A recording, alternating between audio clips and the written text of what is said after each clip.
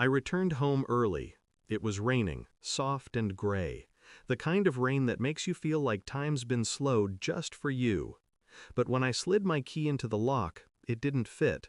I tried again, harder. The metal scraped, refused, rejected. My first thought wasn't fear, it was confusion. Then something colder followed. My son's bike leaned against the wall, rain dripping off its frame. His helmet still hung from the handlebar. He never left it there. Ryan? No answer. The house was silent in a way that felt deliberate, like someone had turned off its pulse. I knocked, called again. Nothing. When the police finally pried the door open, they looked at me the way people do when they're about to say something they don't want to. "Sir," one said quietly, "you might want to sit down." But I didn't. I stepped past them. The air inside was stale, thick. Every room looked untouched, except one, the living room. There were 2 wine glasses on the table, one still half full, lipstick on the rim.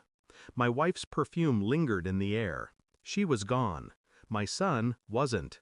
He sat on the couch, eyes red, holding a note in both hands. I took the note.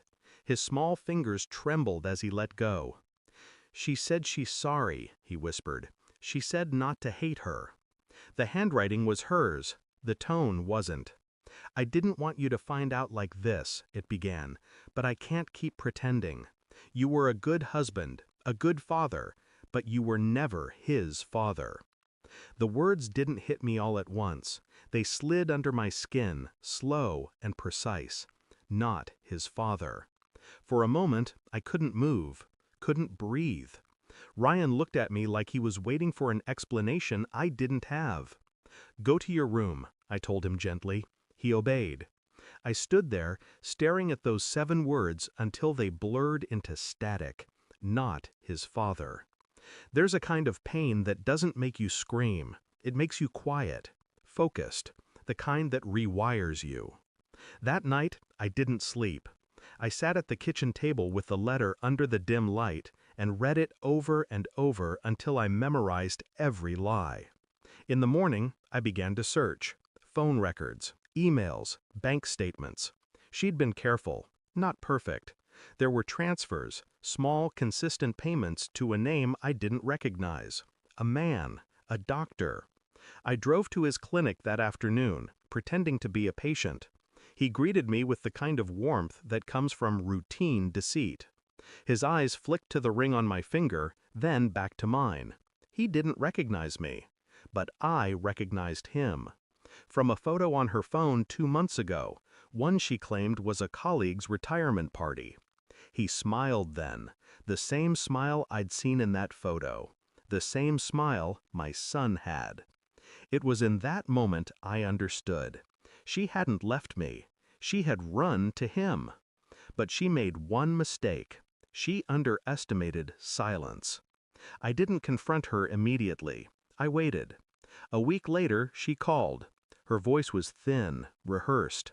"Is Ryan okay?" "He's fine," I said. "We both are." There was a pause, relief in her breath. Then I told her, "We got the DNA results." Silence. A long, cracking silence. "I wanted to tell you," she said finally. "No," I replied. "You wanted to hide it." She began to cry, the kind of crying that comes too late to matter. When I hung up, I sent the report to her new address. No message, just the paper. I knew she'd open it while he was there. I wanted him to read it too. Let the truth speak for itself. Let it poison their future the way their lies had poisoned mine. 2 days later, she showed up at the door.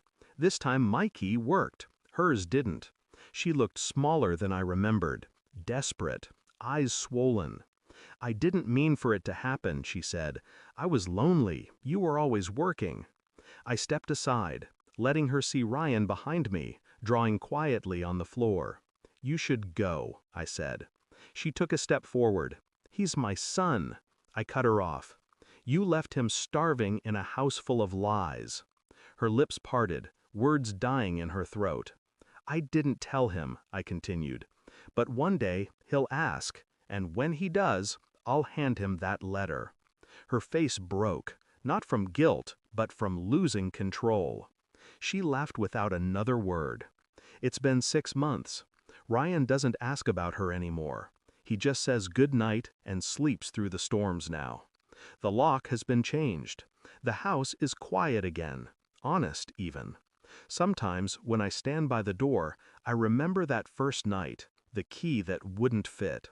It wasn't the lock that changed, it was the life behind it. I used to think betrayal destroyed people. Now I know, it only strips away the lies that kept them blind. And when the truth finally opens the door, you realize you were never locked out. You were being set free. Thanks for watching. Don't forget to like, share, and comment. Subscribe now to Cheating Stories Insight World for more amazing stories.